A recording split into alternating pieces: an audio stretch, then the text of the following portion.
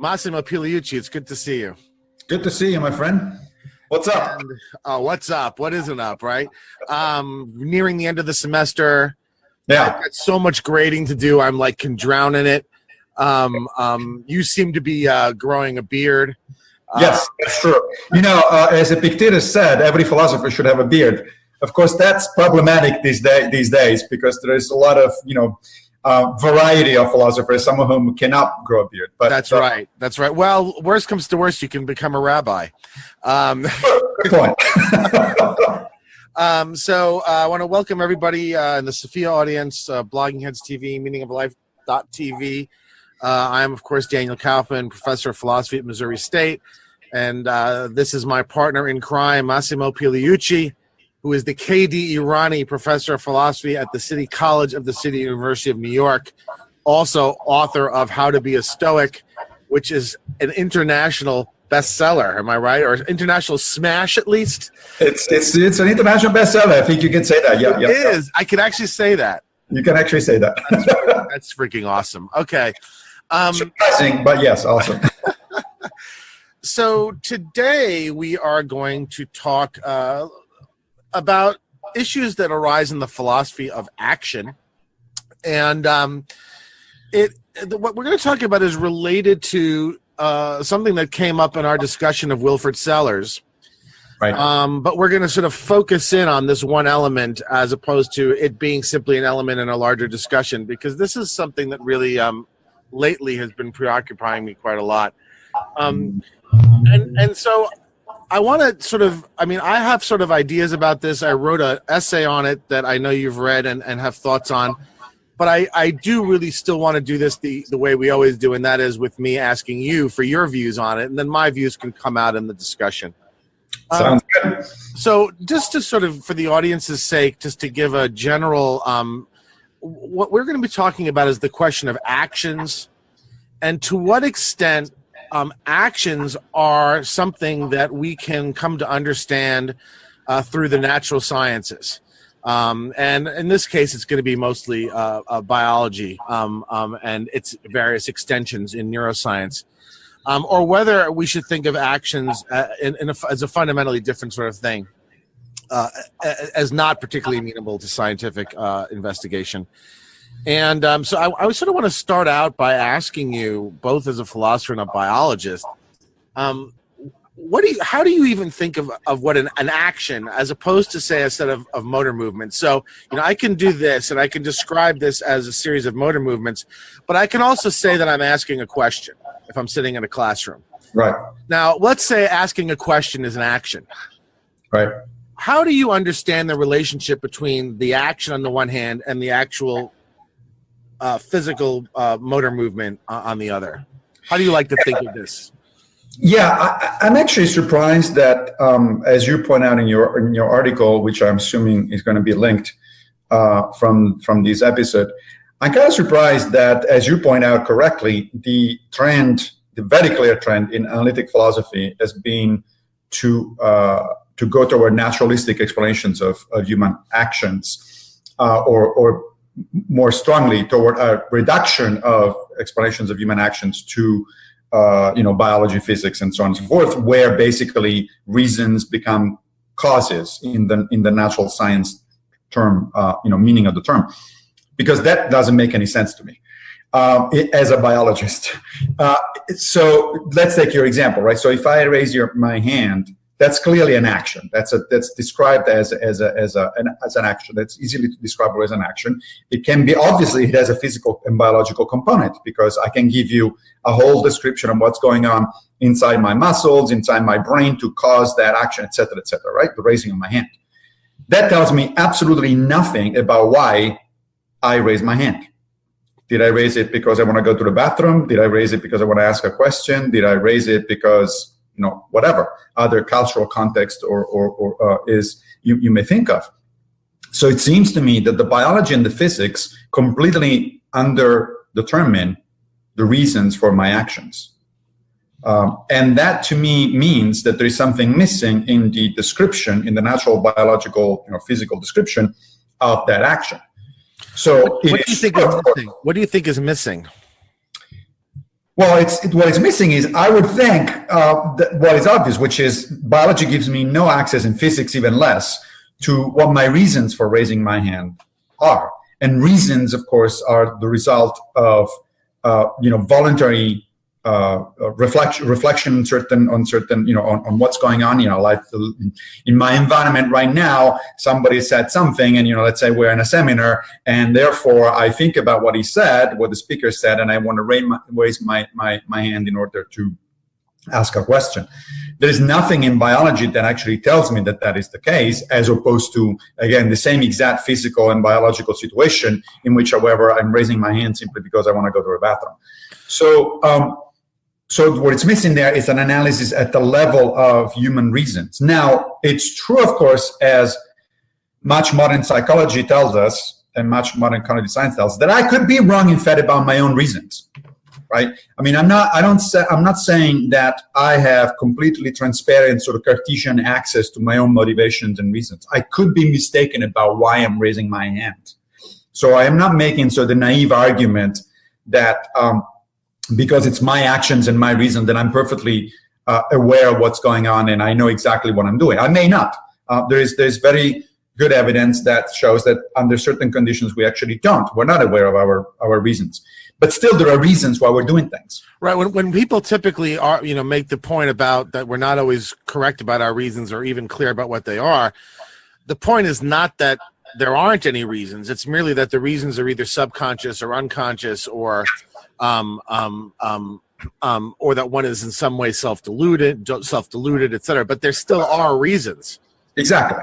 There are still reasons. Maybe I'm raising my hand, signaling that I want to go to the bathroom, but in fact I'm so damn bored with the speaker that I want an excuse, and I don't even realize it that is the case. Or perhaps I'm raising my hand to ask a question, but in fact I really dislike the speaker deep down and I want to embarrass him. I don't want to ask the question for asking the question. I want to embarrass him. And I may not genuinely be aware that that's what I'm doing. Yeah. But nevertheless, as you say, it counts as reasons. You've just described the Q&A at pretty much every philosophy conference, right? That makes sense. That was not by chance. Okay, so let's we'll get to the subject of reasons in a minute, because I think that there is a sort of a rabbit hole here that a lot of people run down. But I sort of just want to be clear. So, is it your view that actions are a sort of class of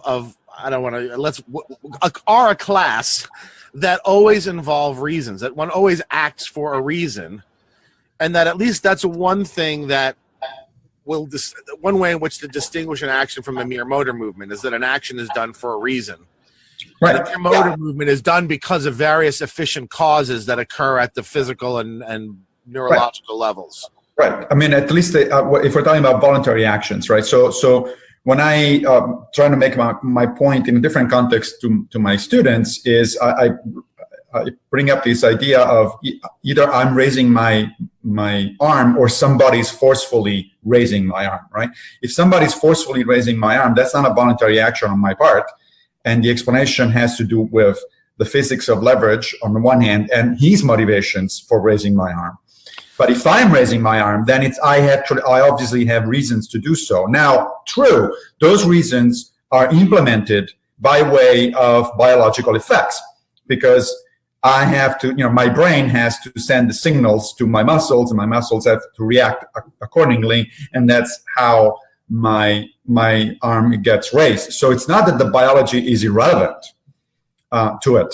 Biology has to be part of it, because otherwise I could have all the reasons that I want, but if I cannot implement them, I'm a biological organism, right? My consciousness, my reasoning, and so on and so forth are embodied. I'm not presumably, as far as I'm aware, I'm not a brain in the vat. Right. Therefore, those reasons require the full understanding of the action. Does require, I think, the biology. And if you want to go all the way down to the physics, sure, you can say, well, that happens because the biology happens because the physics is in a certain way. But neither the biology nor the physics actually tell you why I'm raising my hand in that particular moment and in that particular situation. Well, and this is the part that I think it's tricky and sort of needs to be teased apart, because And that's going to depend on how we understand what a reason is, and the relationship between a reason and a cause, or the lack thereof, which I want to get to. But I'm wondering if we're going to have some trouble with the idea of an involuntary action. And so, in other words, I guess I would ask you, okay, what distinguishes an involuntary action from a mere motor movement? So there, I think that's a good question. And then I was going to ask you after follow-up, do animals act? Right. So, yeah, exactly. I think it's a continuum, frankly. That I don't think that there is necessarily a sharp distinction there. For instance, right now my heart is beating, and if you want to construe the beating of my heart as an action because it's causing stuff and it's causing circulation and all that sort of stuff, then it's clearly an unconscious action. I don't control it. I have nothing to do with it. My nervous system does, because without my nervous system, the peripheral nervous system, the heart wouldn't be beating. So if that's an action, or if I'm breathing, let's say, breathing, it's an even better example because it's a partially voluntary and partially involuntary action. I don't pay attention to my breathing, right? It's normally an involuntary action, but I can override it within certain limits with my will. So that's actually a very good example of a class of actions that kind of in between. On the one hand, and one extreme, you have completely involuntary ones, such as most of our physiological functions. At the opposite end, we have the completely voluntary ones, such as me raising my hand in order to ask a question in a seminar. And then in the middle, there's stuff in between where some actions are normally involuntary, but actually I can override or modify them. I can either stop breathing for a little bit or breathing more, more heavily, more consciously, like when I meditate, for instance. I pay more attention and control my breathing, right? Yeah. So now in terms of animals, that's an interesting question, which I tend to be agnostic about because it depends on what animal we're talking about and what level of conscious, deliberate action that animal is engaging in. So I would say that for a large number of animals, like insects, let's say, there probably is no question of a voluntary action. It's all automatic mechanism. It's all biology there. I don't think ants think about what they're doing and why they're doing it. Now, would I make that claim for a chimpanzee? No, I'm not so sure. It's very possible that chimpanzees have inner mental lives that are certainly not as sophisticated as human ones, but they may be there. And then where do you draw the line? Well, it doesn't matter, right? I mean, it's a continuum, and I wouldn't know where to draw the line. The point is that there is an extreme on one hand where animals or say plants actions, because plants act as well, right, in a sense. I mean, a plant whose leaves follow the sun throughout the day, that could be described as an action, but it's an action that is clearly, to me, entirely non-voluntary. It has nothing to do with reasons and motivations. It's entirely described by the biological system that the plant uses. Yeah. See, I worry that by having action, the concept of an action sort of encompass both the sorts of things that we do for reasons and things that we don't do for reasons but are, as you say, involuntary. I worry that we're going to have trouble then making what seem to me to be a number of sort of crucial distinctions, and also to sort of blur the lines between what in the other discussion we talked about at great length, the manifest and the scientific images. Like, to me, actions and reasons clearly belong to the manifest image for reasons that I'll explain, that I explain in the essay that we'll talk about probably in a little bit. And motor movements, which are just simply a species of event, seem to me to go with causes and to clearly belong in the scientific image. And I guess that I worry that parsing it the way you do is going to make it very hard for us to make certain distinctions. Things are going to bleed together. And it's going to be hard to distinguish actions from events, right? I see your problem. I'm not so sure that I'm as concerned about it, because so long as one starts using modifiers, like voluntary actions, as opposed to involuntary actions, I think we are good. Just because there are, as you know, in philosophy, just because there are intermediate situations, that doesn't mean that there are no clear, distinct cases that we can talk about without a problem. And if we want to make progress, I think we should we should focus perhaps on the clear and distinct cases, the ones that are very obviously not causes in the natural sense. I mean, after all, human beings are biological organisms that evolved over a period of time. So in there, I do follow Darwin, where he assumes that there is no sharp break anywhere in the biological world, including when it comes to voluntary actions by human beings. It's possible that chimpanzees engage in voluntary actions, in which case you can simply apply the manifest image analysis of the situation to chimpanzees. Do we have to do it right now? No, because it's not relevant to our discussion, and we don't even know really to what extent chimpanzees actually engage in voluntary actions. So yeah, I see your problem. It would be nice to have a sharp distinction, but I don't think that the sharp distinction, the lack of a sharp distinction there actually undermines necessarily the question. And maybe at this point we should remind our listeners to, our viewers, what is it we're talking about in terms of manifest image and scientific image and all that. We did a whole dialogue on it, so I didn't want to sort of dredge it up too much, but I mean, that the distinction comes from Wilfrid Sellers' sort of landmark paper called Philosophy and the Scientific Image of Man.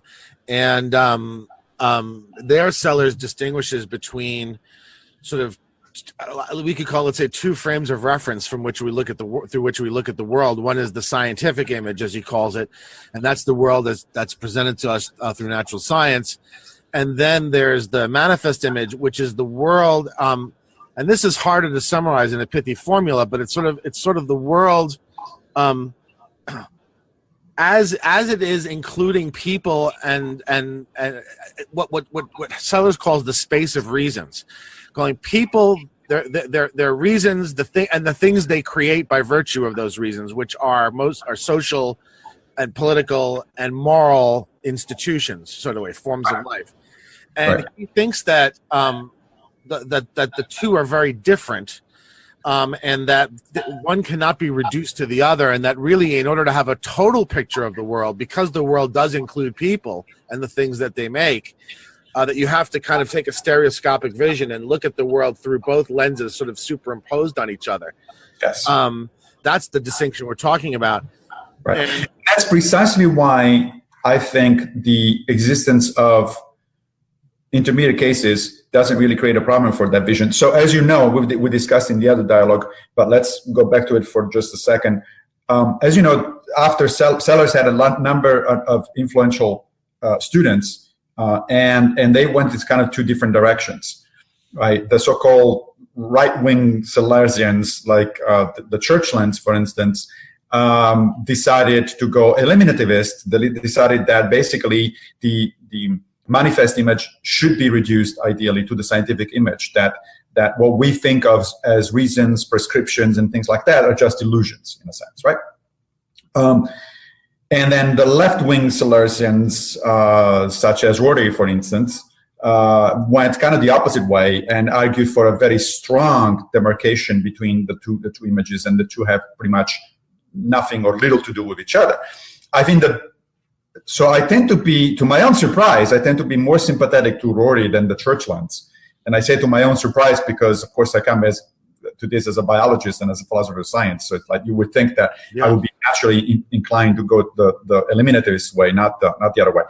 But I do think that Rorty and some of the left-wing Sellersians do go a little too far, and in fact betrayed that notion that I think is really powerful that you just explained of the stereoscopic vision. The stereoscopic vision means that if you really want to understand, let's say, a human being, right, what it means to be human, you need both. You cannot transcend from the fact that human beings are physical beings that evolved, they're biological things and so on and so forth, because a lot of our desires and a lot of inclinations and behaviors and so on and so forth are, in fact, do find an explanation in physics and biology. The reason I cannot fly out of the window without smashing myself on the ground, it's because of physics and biology, because we didn't evolve wings. The reason I tend to have certain propensities for eating certain foods or seeking certain other kinds of pleasures is because of the biology.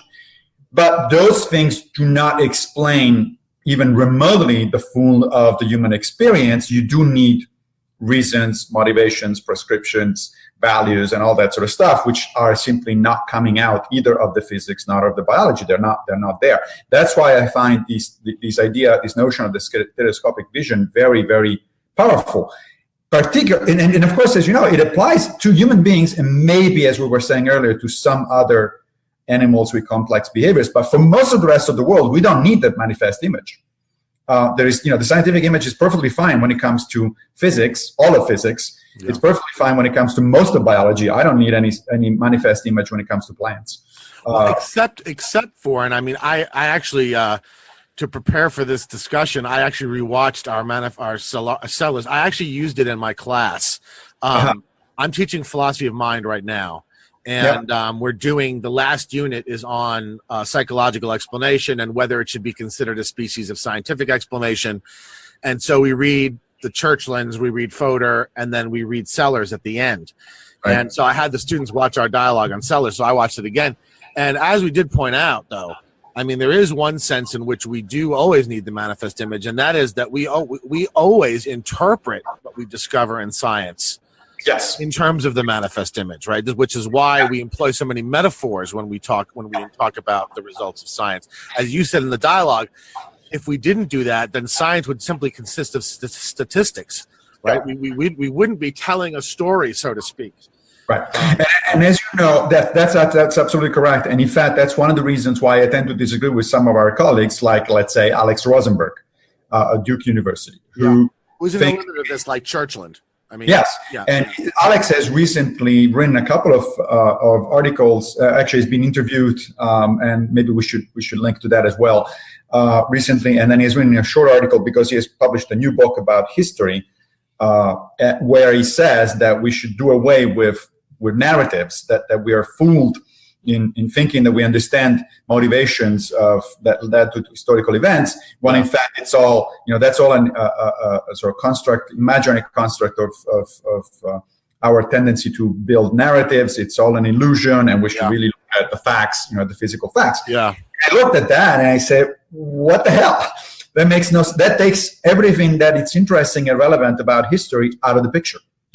Well, it denies the existence of the space of reasons, as Sellers describes it, and that's the space in which I would argue 90% of what really matters to us takes place. And so maybe we should talk now about, move to the question of reasons and causes, because before we do that, sorry. Yeah, go ahead. Yeah. I mentioned Alex for a reason. My objection to him is not only to his take is not only that, if you do that, you take out 90%, as you said, of what's interesting about history or about any kind of human relations. He seems also to underestimate or to not understand or to somehow deny that science itself falls into that kind of category. Scientific theories are stories. They are narratives. Right. They're not out there. I mean, we tend to believe that, especially scientists tend to talk as if scientific theories were sort of out there, the true theory of, fundamental theory of physics. Scientific theories are not out there. They are in here. They're human constructions. They're ways in which we make sense of what we perceive of the world out there. There's a very good friend of mine who's a physicist, Jim Baggett, is just about to come out with a new book on quantum mechanics and sort of weird physics. And he makes this point very clearly. He gives a lot of credits to philosophers. He says, a lot of physicists don't understand that they take a lot of metaphysics on board without any examination, and that they couldn't possibly be doing physics if they were not, in fact, using metaphors and had reasons and so on and so forth. This is not out there. It's in here. It's in the human mind. Yeah. No, and the point is well taken. I mean, you said, I thought this was very striking because of its illustrative quality. You said, look, if science ultimately wasn't about telling a story, it was just about prediction. For example, if a computer was doing science, it would simply be doing mathematics, right? Yes, exactly. That the whole point of our doing it is not just to yield predictions, but to render it intelligible in a way. And I want to argue that rendering something intelligible, what that means is making it such that it fits into a story, into a narrative. I think that we're fundamentally narrational Yes, that is why the example of quantum mechanics is interesting, because there is a school of people, physicists, who refer to themselves more or less jokingly as the shut up and calculate. They don't want to interpret. They don't want to interpret, right? Yeah. They want to say, look, the quantum mechanics can be written down as a set of equations. You just plug in the numbers and you get predictions about experimental outcomes, and that's it. That's the end of the story. And the reason they tend to be a minority within physics is because physicists don't want just that. They don't want to act as computers. They want to understand, but understanding is a human construct. It's irreducibly a human construct. It's not a question of objective anything out there. It's again all in your mind. Aristotle says that that's the fundamental human imperative. Yes, that's right. And his conception of a human imperative, of course, is thick. I mean, his conception of biology is thick, so it's going to include what we're calling the narrational. Right. No, I think that's really interesting and very important. And this one thing about these people who don't want to interpret quantum mechanics, do they have a more general philosophy of science? In other words, is it their view that no sciences the results should be interpreted? Are they arguing for a completely statistical approach to science? I don't think most of these people actually think in philosophical terms, and so no, I don't. I think the answer would be no, but they would feel more comfortable with an instrumentalist philosophy of science, right? We have a philosophy of science that tells you, look, science is not in the business of finding out the true nature of the world. It's because that's inaccessible. It's simply in the business of making predictions that work out. Right. But of course, even if you want to go that way, it turns out that actually lots of science gets left out. Because, for instance, in biology, very rarely you actually make predictions because biological systems are too damn complicated to make predictions. What you make a lot of the times is what people call post-dictions. That is, you interpret, you understand certain things a posteriori, after you find out about the facts. Well, a post-diction is just a story. It's a story that makes sense for us of a particular situation, but it's certainly not a prediction. Yeah, that's very interesting. Actually, just one last thing. Do you know if Alex is in favor of moving to an uninterpretive picture of science? That Alex thinks that science should just simply be statistical? That is a good question. I haven't talked to him about that, and I haven't seen anything that he has written, at least recently, about it. But I would think that would be the logical thing. I'm just wondering if he accepts the implications of his own view, or whether he, inconsistent about it. Okay, so let's talk about reasons. I think that what I'm hoping is that as we add these pieces, the whole picture will sort of emerge. And I'm not still yet sure whether we have a fundamental disagreement or not. I agree with you, by the way, that you can't draw a line in the biology. And I like the way that you sort of see the biology as a sort of an intermediary stage between the purely physical and the social. I guess that what I think is that within the biology, once there's the development of language in a sense facilitates the creation of a kind of space that is in itself irreducible, right, to the biology, right? In other words, it winds up sitting at a certain place, and I think that a lot of what matters the most to us in our lives exists in that space, and that's why I tend to be also tend to lean towards sort of ontological pluralism, because I think that things in that space are real. Things like social institutions and I don't see any way to give any sort of reductionist treatment of them, and I haven't been very satisfied with supervenience accounts. And so I think that maybe it's not so much that we have a fundamental disagreement, but that I want to more isolate or focus on the space of language, or what I take Seller's space of reasons to be, and to say that it does an awful lot of work. That doesn't take any input from the sciences underneath it, right? Yeah.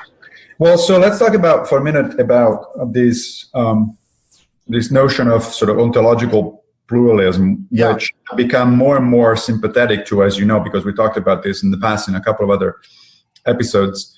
In your article, you mentioned Quine as sort of the epitome of the naturalistic tendency, of course, in philosophy, in modern analytic philosophy. The kind of, you famously said that epistemology and logic even should be reduced to the natural sciences. He thinks that there's branches of psychology, is what he thinks. Right. Yeah. But if you actually go back, so a couple of years ago, you may remember I put out on my blog, Footnotes to Plato, a whole series of like 20-something essays on the nature of philosophy and philosophical progress. Yeah, we did 3 dialogues on it. We did a video about it. And so one of the things for that series, one of the things that I had to do was to actually go back and reread Quine and at different points in his career. And it turns out that if you actually look carefully, even Quine was not an ontological monist. It did talk about a desert ontology, right? He said our ontology should be as sparse as possible. And I agree on that one. I mean, you don't want to go multiply ontologies for the hell of it. That's Occam's razor, yeah. I mean, exactly. That's just a reasonable application of Occam's razor. But even he had trouble with, let's say, mathematical objects. Yeah. And because, for instance, it was, and I'm not going Platonist here. I don't think that I'm not a Platonist, but I do think that mathematical objects have an ontology that is not reducible to the sort of the physical. You know, they're not made of stuff. Yeah. End of story. I mean, you know, the Pythagorean theorem for numbers is not made of stuff. And just because they are thought by way of stuff, meaning things in my brain, that doesn't mean that they are the same thing as things in my brain. So, you know, there is a long tradition in philosophy, actually, even among very materialist philosophers. As you know, I have a particular preference for the Stoics, and the Stoics were definitely materialists. But even they agreed that there is such a thing as theoretical, you know, abstract concept. They call them abstracta, in fact. And so I think that even Quine and very materialist philosophers such as the Stoics would agree when pushed that no, ontology cannot be monistic. Yeah. No, only people like Rosenberg would actually go all the way, or the church lines go all the way and get themselves really in a situation that is pretty difficult to defend, because then you can say, well, and how do you account for these kind of things? Now, you mentioned biology, and language. So I do think that biology first and then cultural evolution next are game changers in this particular sense. So I believe in some level of emergent properties, in some notion of emergent properties. I am not sure that there's such a thing as a strong emergence versus weak emergence. I don't even want to go there. What I do know is that biology is a game changer with respect to physics. You can give a completely physical description of biological systems, and that gets you nothing about natural selection. It gets you nothing about survival, reproduction. Because they're teleonomic. They're teleonomic. That's right. That's right. So biological systems, however they arose initially, and however you want to describe them, they are teleonomic systems. And there's no teleonomy, as we discussed in the past, in physics. If there is no teleonomy, which means, you know, the appearance of a goal-oriented thing, process. So teleonomy is the appearance of a goal-oriented process. If there's no such thing as in physics, atoms don't, you know, electrons and so on and so forth, planets, galaxies don't exhibit any kind of teleonomic behavior. Biological systems do. To me, that's enough to say that there is an emergent property of biological systems. Again, I don't care how you cash it out metaphysically. It doesn't really matter for the purposes we're talking about. Then within biological systems, at some point, you have the evolution of language, which is tightly connected to the evolution of conscious thinking and, you know, deliberate reflections and so on and so forth. Again, there, it doesn't really matter which one came first. Is it possible to have, you know, deliberate thoughts without language, or language is required? Who cares? I mean, it's an interesting question, so I do care. But it's irrelevant to the discussion we're having, I think. What it is that once we have language, now we have teleology. Now we have motivations and purposes and things like that. I was just going to ask you, do you think that teleology is what you get when you add language to teleonomy? Yes, that's right. If I had to work out an equation, I would say teleonomy plus language gets you deliberation, it gets motivations, it gets you reasons. Right. That's amazing.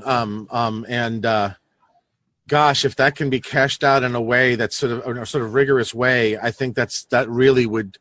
It's almost like a solution to what just seems to be something that now people have been banging their heads on now for decades, right?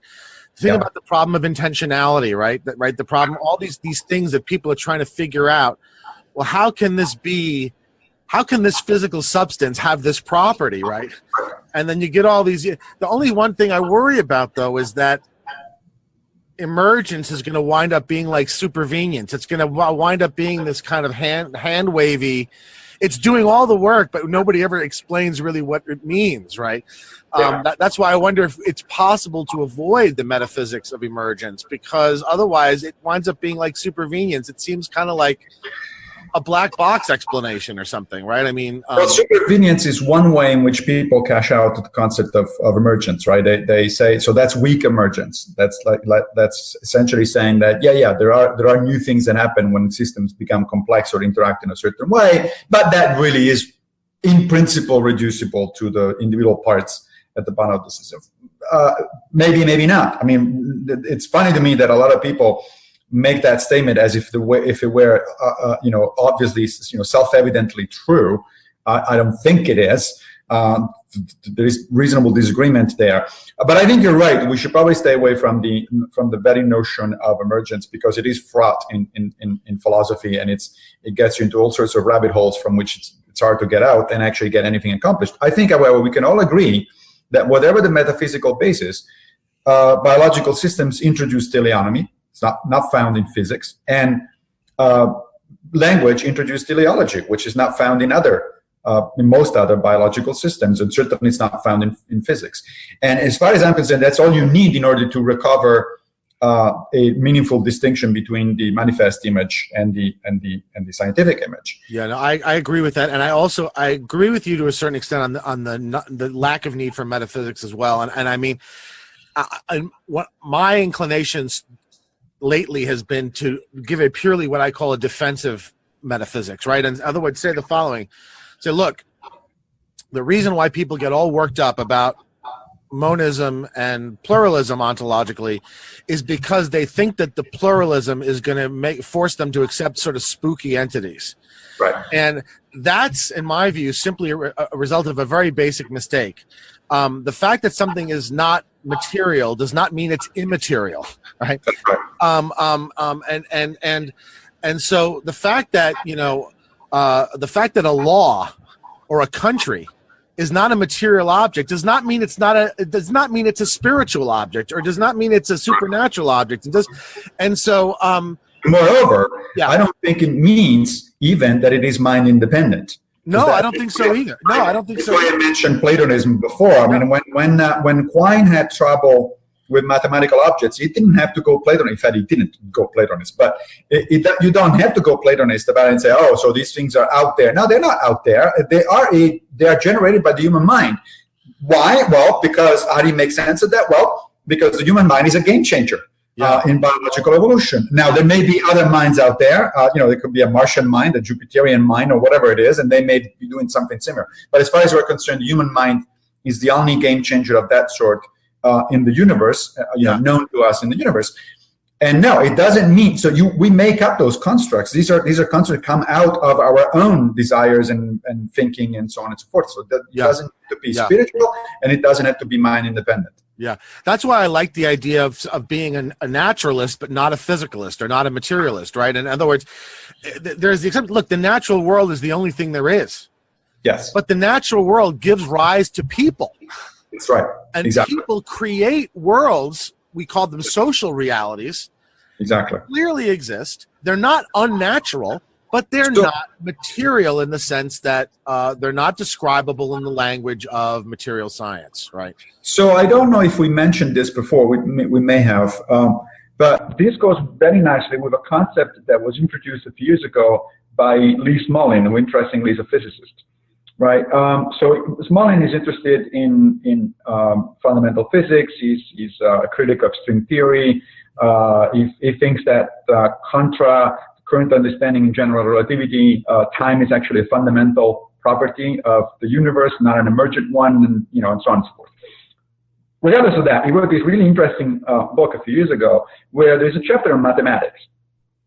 And he treats mathematics in an interesting way. He says, look, no, I'm not a Platonist. I don't think mathematical objects are mind independent.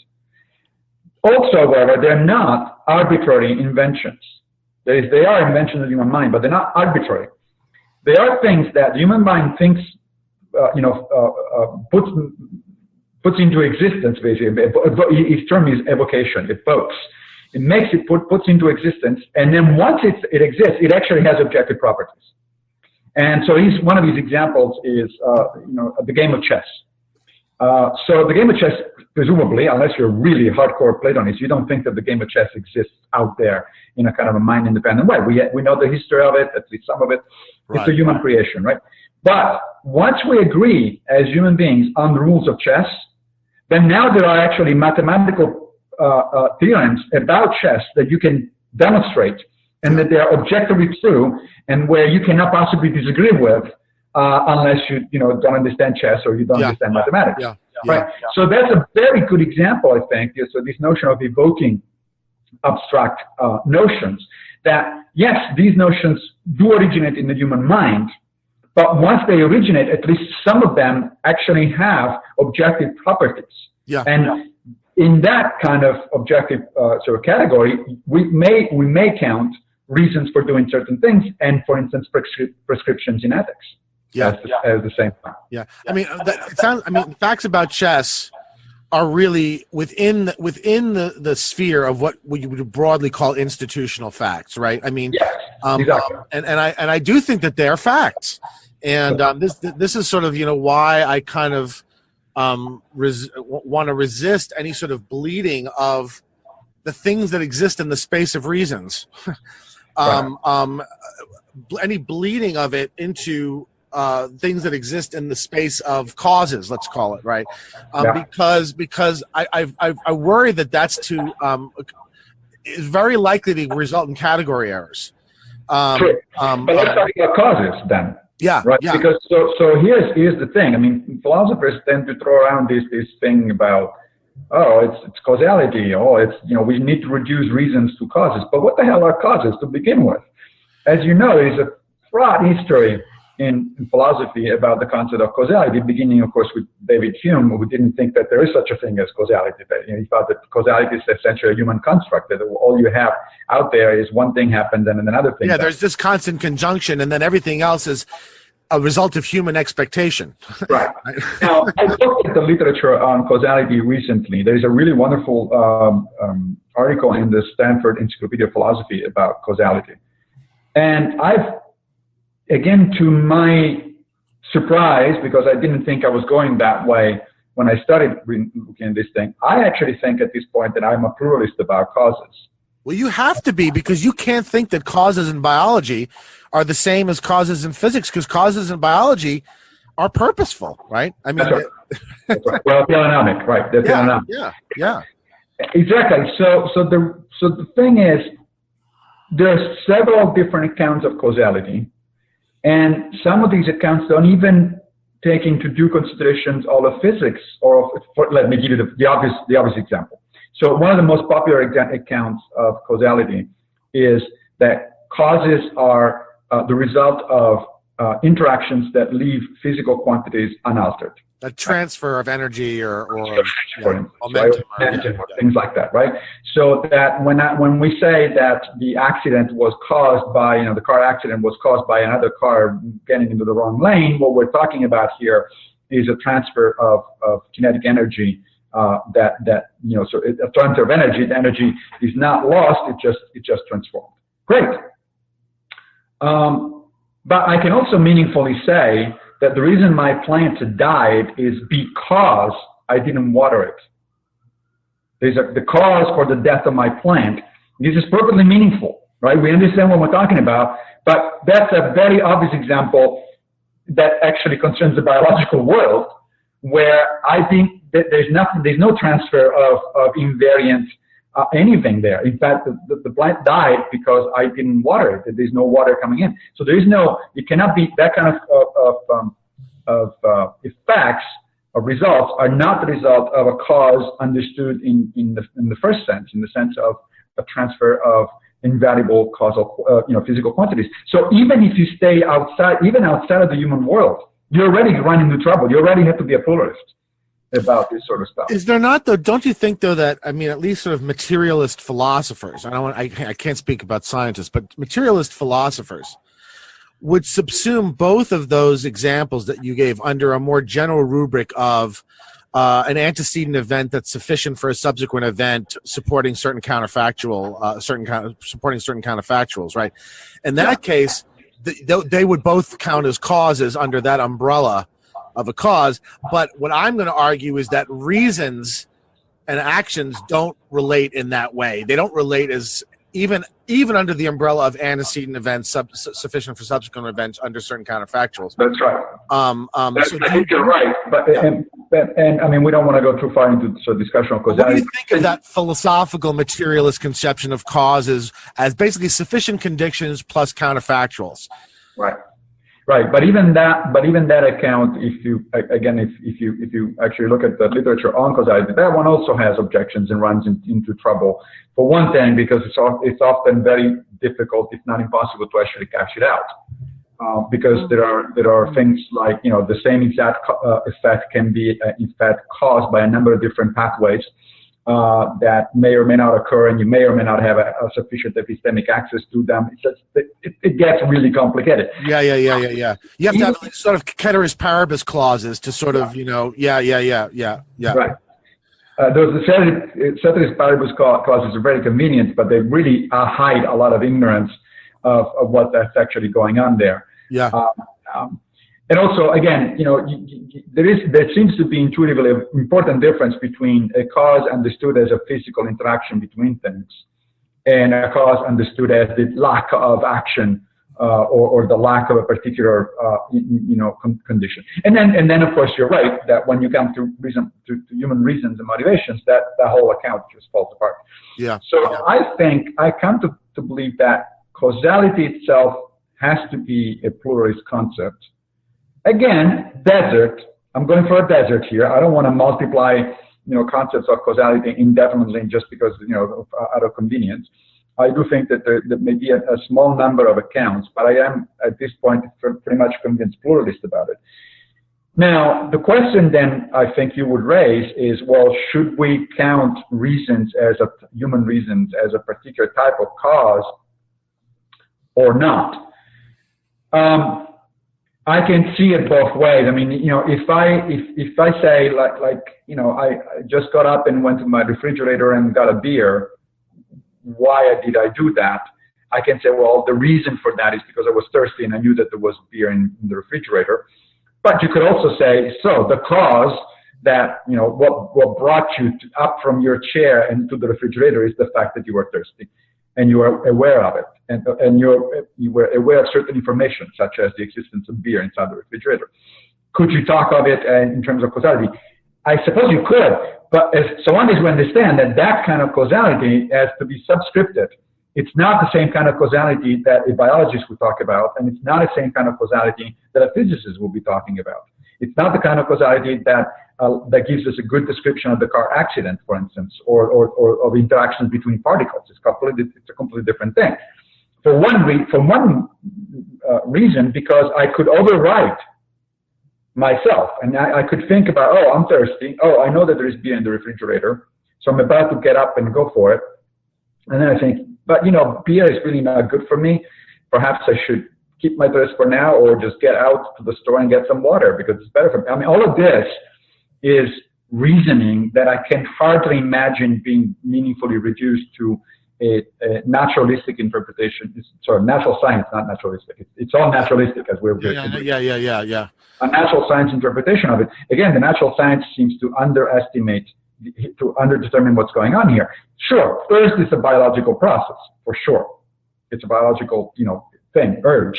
But I can act on a number of different ways on it, and I can think ahead about which way I want to act.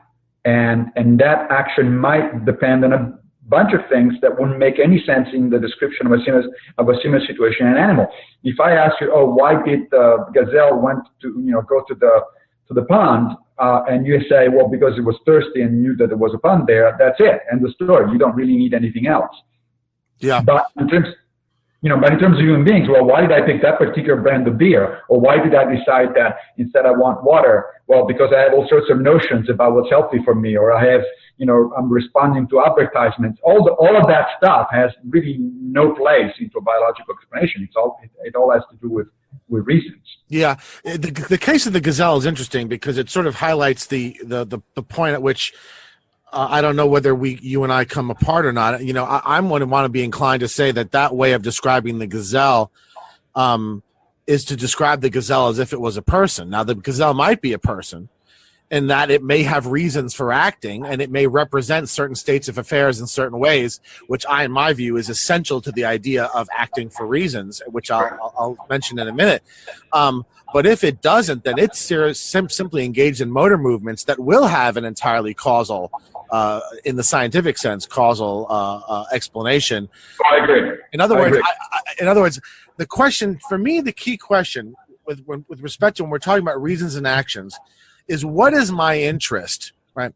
And I would argue that when we give reasons for actions, our main interest is to render the actions intelligible from the actor's point of view. Correct. Right? Because the gazelle does not. Yeah, which I don't think the gazelle does, but I guess you could argue about that, right? It really depends, and that we simply don't know, right? We simply don't know at what level of development creatures become capable of actual representation, right? I mean, I don't know. Do we actually have any sense of? Do we have a demarcation at all? I don't think we do. If I had to guess, I would put the demarcation somewhere it's on a line. It's going to be a sort of a territory, and I would put it somewhere into the vicinities of you got to have a complex brain that allows you for this kind of reflection on your own motivations. And so conservatively, I would probably limit that to the great apes. And so you would not ascribe this to dolphins and whales and? Well, that's a different category of mammals. Yes, I might include large cetaceans for the same reason, because they have large brains, complex behavior. It's about the brain structure, complexity. Right. And we know this, frankly, even by studying the human brain. I mean, we know that if the human brain is damaged, certain areas of the human brain is damaged, you're not capable of acting by reason anymore. You become a vegetable. Yeah. And it does the ability to make decisions, reflect, and so on and so forth, and represent things to ourselves does require certain brain circuitry. Yeah. And so it would be foolish to say that, well, human beings are the only ones that have that circuitry. We may or we may not. But I don't think that objection, it's even an objection. It doesn't, we don't need to draw a demarcation line to know that there is one somewhere. Yeah. You can go as far as insects or plants. They certainly don't have motivations of representation. That's the story. That's all you need. Where, the question of whether it is only human beings that have it or some other animals, well, it's an interesting question, but it doesn't really add anything to the discussion I think that we're having. Yeah. Which is, we have representations, we have things about things, about certain other things, we think about other things. And that's where, again, I'm going to bring up Alex Rosenberg, who, on the other hand, is one of the several philosophers who denies that there is such a thing as aboutness. Right? He says that's an illusion. Yeah. And now, when I hear that kind of thing, I am with John C. Arl, who famously said that kind of response amounts to denying the data.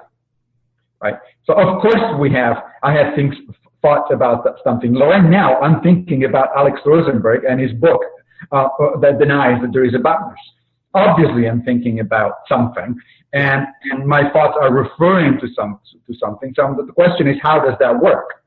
That's a reasonable question, but the answer to that question cannot possibly be, well, that's an illusion.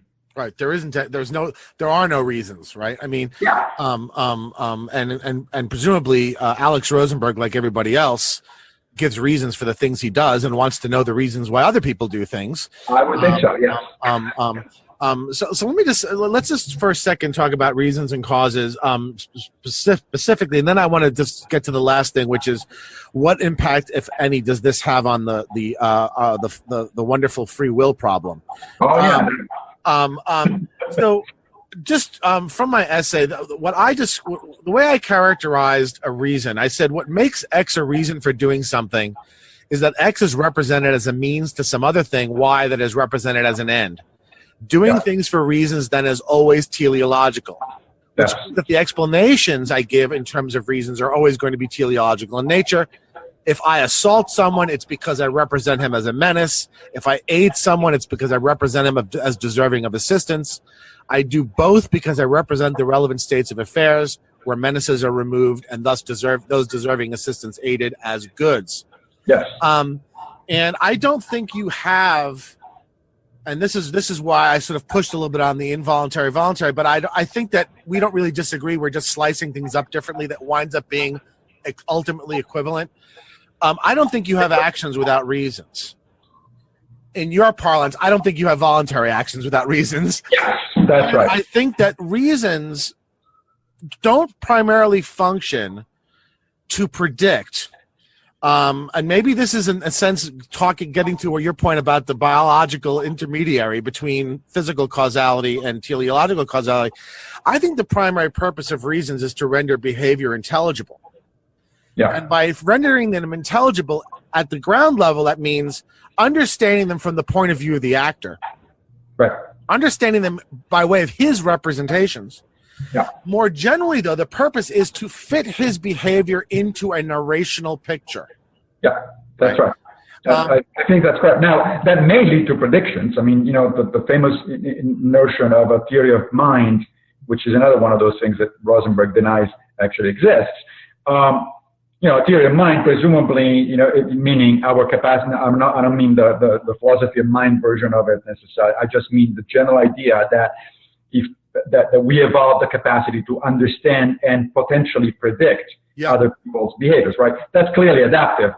We want to do that. If our behavior, if the behavior of people around us were completely unpredictable, we will be living really hellish kind of lives, right? If I can't tell whether my partner is going to come back home with, flowers for me or a knife and she wants to kill me, hey, it would be really difficult to live a life, right? So in a sense, it is about prediction. But that prediction, I think, is instantiated, it's made possible by the fact that, as you said, reasons are in fact narratives. They make sense both for us and for the agents, for other agents. Yeah. And I think it's really honestly ridiculous to deny that there is such a thing. Obviously, we have reasons of that sort, and they are inherently teleological. Right? Yeah, no, I think so. And I think that, in thinking about this, actions have to be, in a sense, ontologically plural in nature, because the very same action can be manifested in almost indefinitely many physical events, right? So an act of charity can consist of giving someone money. It consists of cooking someone a meal. It can consist of just being kind to someone. It can consist of an assault can consist of punching someone, stabbing someone, poisoning them. Right? In other words, so there's a book that I read recently. I reviewed on my blog called "The Character Gap," which is about character and how to improve, where to go from where we actually are in terms of our character to where we might want to be. And one of the points that the author makes is that even an act of charity, one of the examples is an act of charity. It's like, well, you can have exact same act, like showing up at the kitchen for the homeless during Thanksgiving, right? For completely different reasons. Yeah. You could do it because you're genuinely concerned about the homeless. You could do it because you want to show off with your friends. You could do it because you want to add it to your resume because you're looking for a job where that will make you look good. And in fact, you can do it for a combination of those things. Those are not even mutually exclusive. It's the exact same action. The action from a biological perspective is identical. Right. You would think that just that would be enough to convince people that you need pluralism, because when the same exact action can be described meaningfully in very different ways in terms of motivations, then that means that the biology of the action isn't going to tell you the whole story. Yeah. Biology is going to tell you, oh yeah, this guy's got up and went to this thing, and he did this by moving certain muscles, and those movements of muscles was due to certain impulses in his brain. Yeah. Yes, yeah. But the exact same sequence of biological events can be the result of very different human motivations. That means human motivation is irreducible. You can't get it out of the picture. Now, you want to use both the biological and the motivational aspects to understand, to get the full picture. That's the famous stereoscopic vision that Sellers was talking about. But I would actually suggest that in these particular cases, the more relevant thing is the motivational part. It's the manifest image. Yeah. Right. For most of human behavior, the most important part is the manifest image. The scientific image provides the background. There is no human behavior will ever go against the laws of physics. No human behavior will ever be inexplicable in biological terms. That's right. Because we are physical biological organisms. And that, by the way, is what precludes the worry that you raised earlier, which is that if you accept the manifest image as a valid thing in and of itself, then you must go supernatural, mind independent, all that sort. No, you don't, because if you keep in mind the stereoscopic image, since we are physical and biological systems, nothing we can do, we're going to do, is ever going to violate either the laws of physics or the principles of biology. But those laws and those principles tell you very little about why I'm going to the homeless kitchen this morning. It just doesn't tell you enough. And if it doesn't, then in terms of explanations, now you may want to talk about causes or not. I would prefer to talk about reasons. I think you're right there. You could stretch the definition of causes to include reasons, so long as you subscript them and you make clear that you're not talking about the same kind of causes that the natural sciences are talking about. Yeah, I think if you're a causal pluralist, as you tend to be, you can, in a sense, do this the same way that you're inclined to do the ontology, and that is have these spectra with a sort of identifiable transition points, but which are not precise, as opposed to the way I like to do it, which is, and maybe this has to do with some sort of tidiness fetish on my part, but I kind of like the idea of being able to say, look, the biology tells us everything about the motor movements. It tells us nothing about the actions, really, right? The actions are really only illuminated when we turn to the reasons, and that's because the actions, when we're talking about it at that level of description, we're not really talking about them as motor movements. We're talking them about as motor movements under certain representations, right? And that's what fits them into the narrational level of description. Yes, absolutely. Let me come up with just one more example before we go through. And that's, and again, one of my standard objections to the sort of Churchland, Rosenberg, and so on and so forth thing. You're familiar with the standard example of, the chair that I'm sitting on right now, it's an illusion because it's really just a bunch of quarks, they are governed by the laws of physics. It's mostly empty space. Right, it's mostly empty space. And yet somehow I don't fall through it, right? Now, that to me seems like a really misguided way of thinking about it, because the notion is that there is one fundamental description that is the correct description, as opposed to, again, a pluralism of descriptions. Yes, of course, at the subatomic level, the chair doesn't exist. It's a bunch of quarks and mostly empty space. Absolutely.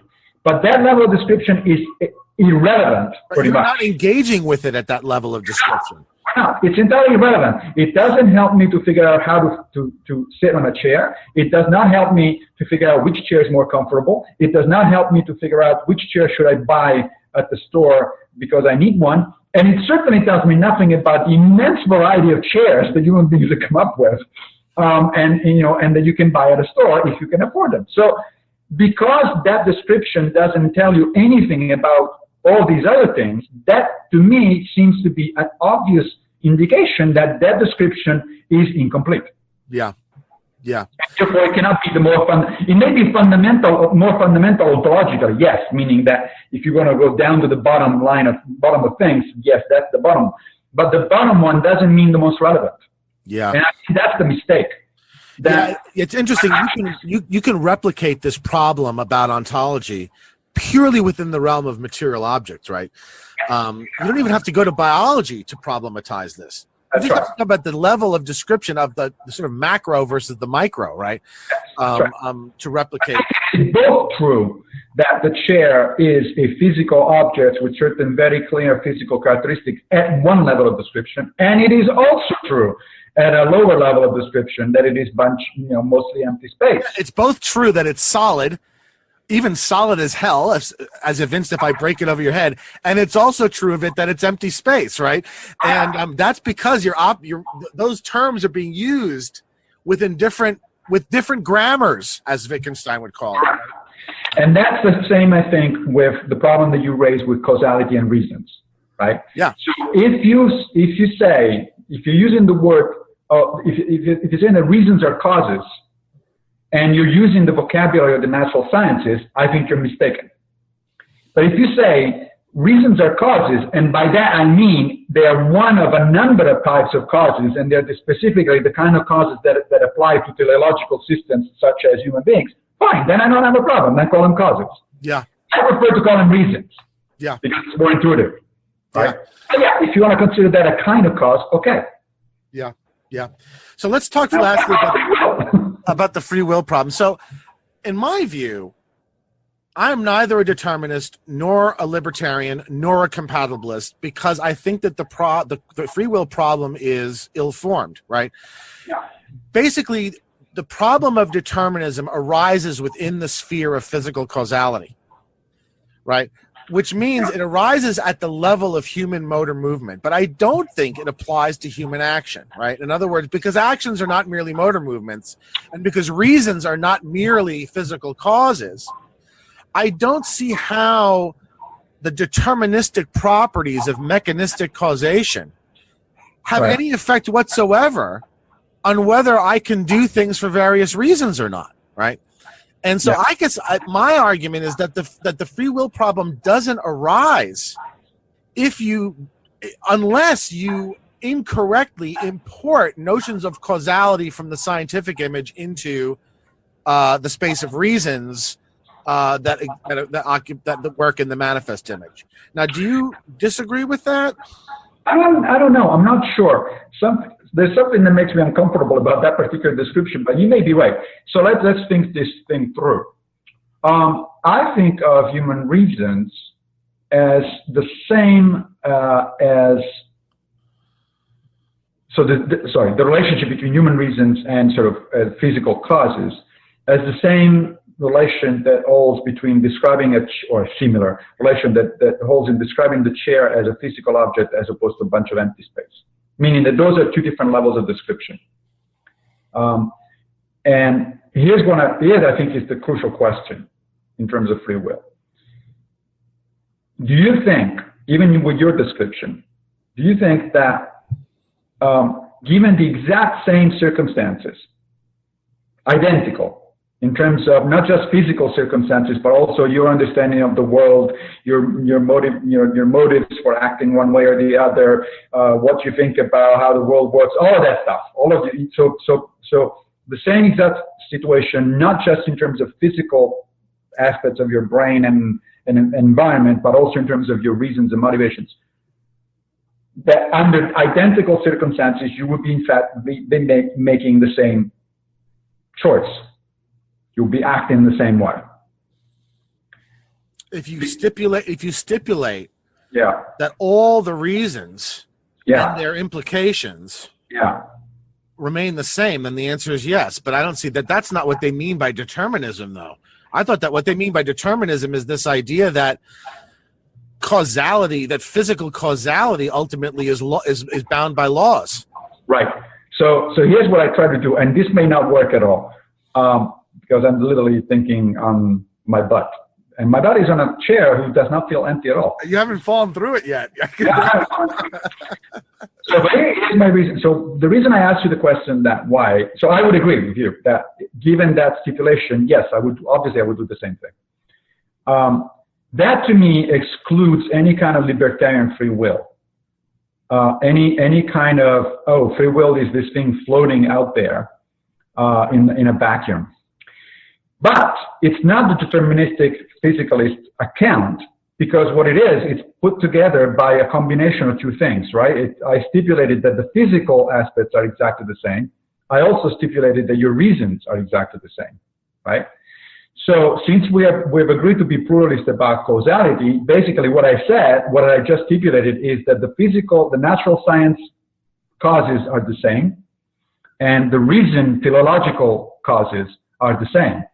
And if that's the case, then you're going to come up with the same answer.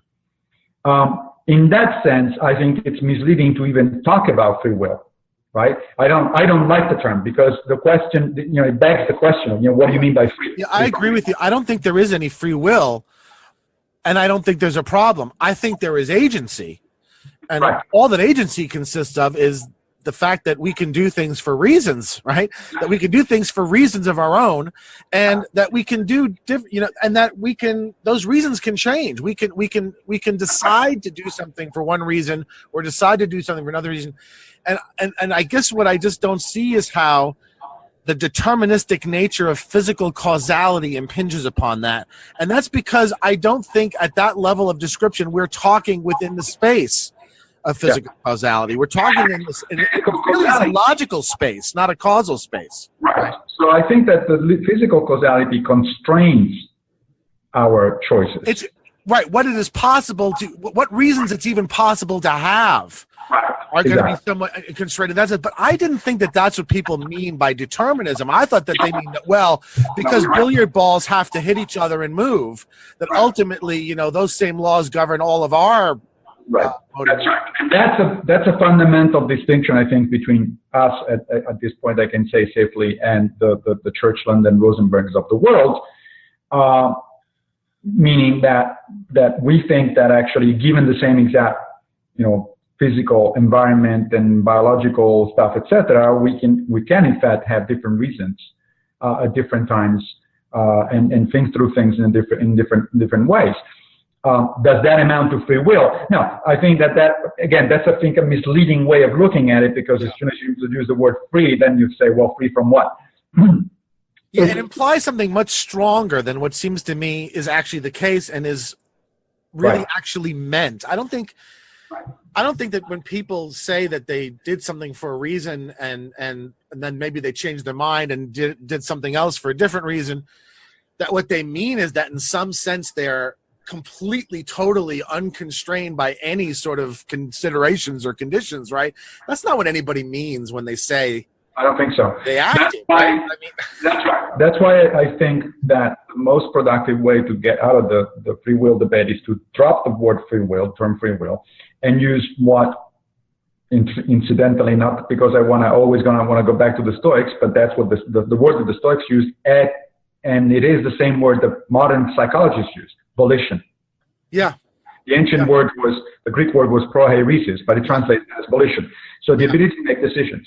Yeah. So can I make different decisions given different circumstances and given different reasons? Yeah. Hell yes. Yeah. Of course I can. Right. Right. And my decisions, my volition is the result, of course, of biological and physical constraints, but also my reasons. Yeah. My reasons are part of the naturalistic understanding of the world. And you do need the manifest image to be looked at, and to be part of this stereoscopic vision, because otherwise you're not going to understand human volition. Because to say that what I'm doing when I decide to pick up the beer, and this particular kind of beer as opposed to another one, and so on and so forth, is the same thing the billiard balls are doing on a billiard table. It's insane. Yeah. It really denies, again, to go with John Searle, it denies the facts. It denies the phenomenon. Yeah. It says, oh, that thing that you think you need to explain doesn't actually exist. Of course it does. It's a different level of description, and it requires a pluralism of causes. Some of these causes have to be human reasons. Yeah, yeah.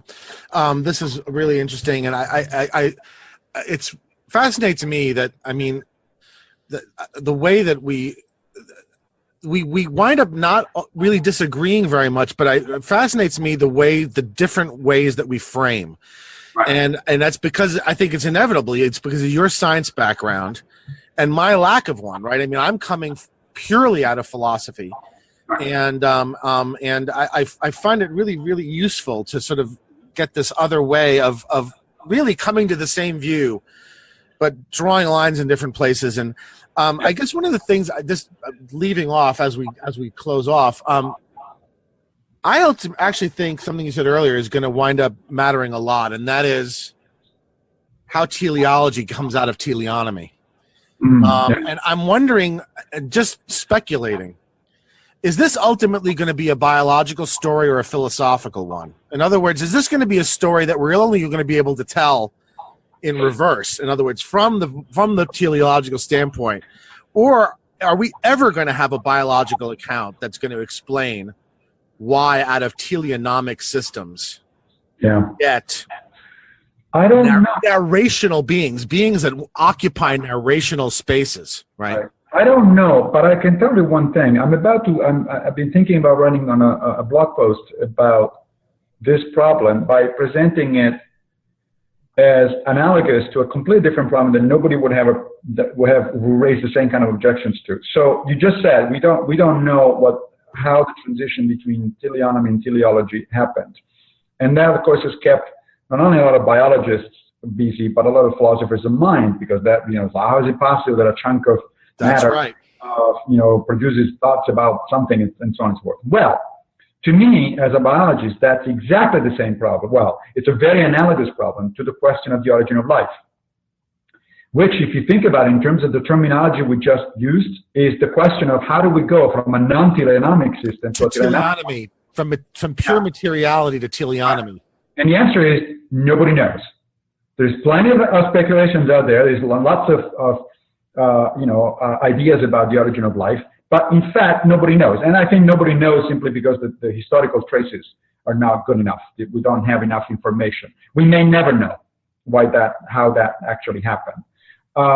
Similarly, I think that the question of the transition between teleonomy and teleology, we may never know because, again, the historical traces are not there. There is no historical trace of the early stages of human development of human language and human thinking. There's nothing like that, right? So we may never know. But if how little do we know about the actual natural origin of language? Well, we know when we evolved anatomical structures that make language possible, like a voice box, for instance. And we know that happened way before the any actual presence of your hint of a presence of language. But if you read a book by my colleague Kevin Lalland, who is a biologist, it's exactly about this. It's about the early stages of cultural evolution, and the title of the book is Darwin's Unfinished Symphony. That got a lot of attention, that book. Yeah. It's about the transition between, in terminology that we're using now, between teleonomy and teleology, right? And he lists 9 different hypotheses for the origin of language. Oh, so it's very much in dispute. This is something that's an active area of research right now. And by the way, his favorite hypothesis, which makes me and should make you feel good about it, but I think is he thinks that his hypothesis is much better than the other ones, but I think it's, to be honest, it's just one of a number. But his hypothesis is that language evolved so that we could teach each other. That a major because being able to teach each other, especially to teach strangers within a group of a human group, is of immense sort of adaptive significance, because all of a sudden it means that you can build on the inventions of other people. So that's in Kevin's mind, the language which evolved out of the necessity to teach is what made the leap, what made human beings make the leap, and what differentiates our cultural evolution from everybody else's cultural evolution. There are aspects of cultural evolution in other organisms. There are, chimpanzees that develop tools and they imitate each other, but they never build on that. They stay there. They stay stuck there. It's simple inventions. They don't become iterative. The only way for an invention to become iterative is through language, because you have to. That's very much like a bootstrapping. Correct. Process. So I like that hypothesis. Is it really the way it happened? I don't know, and nobody knows. But I like that hypothesis because basically it means that we're fundamentally teachers. That a very, very important aspect. What made the humanity make the leap between teleonomy and teleology is teaching.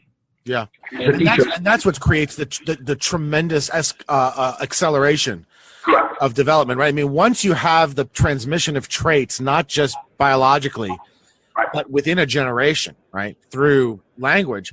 Now the capacity for development is just astonishing, right? I mean, it just it becomes iterative, and this iterative aspect of cultural evolution is made possible by the fact that language itself is iterative. Yeah. And language is not just communication; it's much more complicated than that. H.G. Wells has a fascinating book that was written early in his career called The Conquest of Time, and then he wrote one at the end of his career called Mind at the Edge of Its Tether, which was much more pessimistic.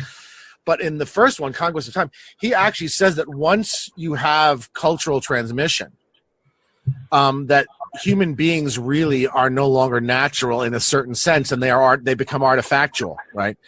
And I think that's a sort of a fascinating. Interesting, but I do think again that this applies also to the origin of life. Once you have living organisms, however you want to define them or think of them or however they come out, now you have a whole different class of physical systems. Are they physical systems? Of course they are, but they're a completely different class. Now they can evolve by natural selection. There's paleontology in the universe, which wasn't there before. And the last thing, what is the relative progress with the relation to these? So you told me where we stand with regard to the jump from teleonomy to teleology, and that is we don't know. There's at least 9 accounts, if not more. How do we stand on how the hell you get organic material out of inorganic material? How do we stand there? Worse?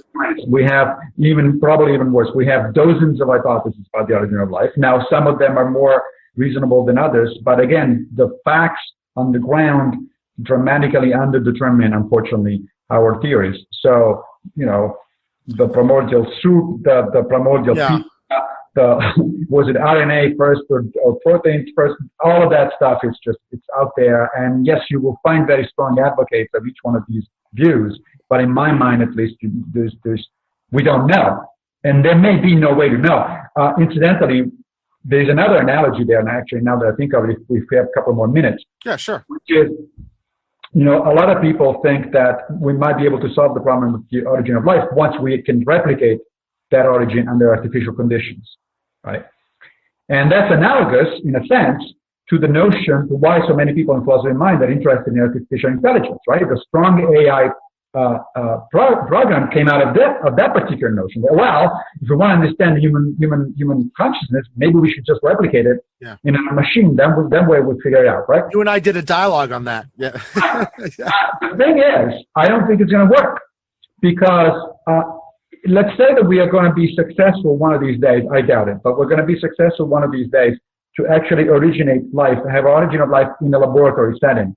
From scratch, not from pre-existing stuff. From inorganic matter. Inorganic matter, right? So how do we succeed? Well, what we have shown is that there is at least one path by which you can get from inorganic to organic. But we knew that already because that doesn't mean that's how we got there, right? It doesn't mean that life on planet Earth got there that way, right? It just shows there is one way to do it. It doesn't show that is the way it actually did happen on this planet. Similarly, I think with artificial intelligence, it may be possible to evolve, computer machinery, robots or whatever it is that actually have true consciousness, not just intelligence, but consciousness.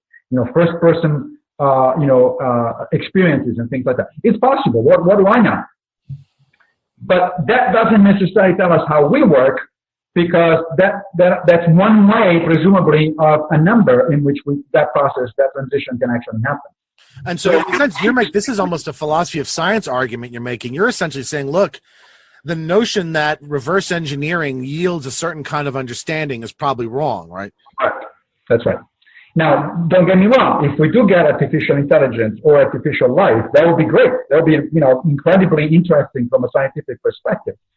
And it actually would have philosophical implications as well. But is it going to tell us that that's the way it happened on planet Earth? No. Yeah. No. Only historical traces can tell us that, and we don't have a hell of a lot of those. Yeah. Well, Massimo, we did it. I was a little scared of this one, honestly, because it's not easy. And I thank you very much for helping me through it.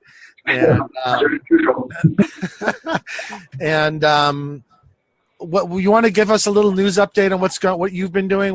You got any big things coming up? Any projects? Anything happening on the Stoic front that you want to tell the audience about? Yeah, two things, I guess. Well, maybe three. The second edition of Nonsense on Stilts, How to Tell Science from Bunk, it's just out. This is one of my favorite books that I wrote. It's about science, pseudoscience, and everything in between. It was published originally in 2010, and then the University of Chicago Press asked me to do a new edition. It just came out like literally a few days ago. I'm pretty pleased with it. There are a number of new chapters in it, and everything else has been updated. So that's the thing that just happened. In terms of things happening, I have a book of 52 Stoic exercises, so a very, very practical kind of workbook, almost written like a cognitive behavioral therapy book, co-authored with my friend Greg Lopez. It's going to come out by The Experiment, which is a publishing house in New York. And it will be out in May, and I think it's going to be really interesting because for people who want sort of a very practical understanding of philosophy in general, but in Stoic philosophy in particular. And then, of course, there's the thing that we're working on with. I didn't know whether that's allowed to be publicly talked about. Yeah, I think we should. So this is an anthology where the co-editors together with Sky Cleary about different ways of practicing a philosophy of life. So each author takes on a different philosophy or religion, from Stoicism to Buddhism to Taoism to Christianity and so on and so forth. And that one, we don't know yet when it's going to come out because we're still in the editing process, but it's going to be published by Vintage, which is a very good publishing house. So I'm looking forward to that one sometime next year. Well, you're a busy man. The Stoic book, now you did, in How to Be a Stoic, there is a section on exercises, right? Yeah. So this is a book completely consisting of exercises. Correct. How to Be a Stoic has a section of 12 exercises to just get people people's feet wet into that, if you want, after all, it is a practical philosophy. So if you just understand the theory, but you don't put it into practice, then it's not very useful. In fact, it's very much un-Stoic. Yeah. The Stoics themselves, Epictetus, Seneca, kept saying, if you don't practice this stuff, then you're wasting your time. But with Greg, we thought that a comprehensive book of 52 exercises, the notion is that if you want to, you can do one per week for an entire year. You don't have to. We suggest for ways to pick and choose a subset of exercises one wants. But it's written, I think, in an interesting way. It reads like the cognitive behavioral therapy workbook. So there literally are spaces for readers to write down their reactions, to pick. Oh, it's an actual workbook. People are expected to write in it. That's right, exactly. Yeah. Okay. I expected to write in it, to use it as a diary, to use it for navigating certain circumstances. And it's also organized theoretically as the three famous disciplines of Epictetus. Epictetus said that there are three aspects to Stoic training. One has to do with modifying your desires and aversion. So you should train yourself to desire certain things and to have aversion to other things. One has to do with action, the way in which you deal with other people in society. And then the third one is to do with assent, which means judgment, how to improve your judgment about things. And so the book is itself divided into three sections, each section characterized by a certain number of exercises. And it's kind of like a progression. In a sense, we wrote it imagining that what would it be like if you walked into Epictetus school today? Yeah. And you had to actually do his curriculum and in order to become a better person. So. Yeah. Well, that's terrific. Massimo, thank you so much. I look forward to doing it again with you soon. And if I don't speak with you before the holidays, I hope your grading goes well, your finals go well, and that you have a happy holiday of whatever sort you're going to celebrate. Likewise to you, my friend. Thank you very much. All right. Take care, Massimo. Bye. Bye-bye.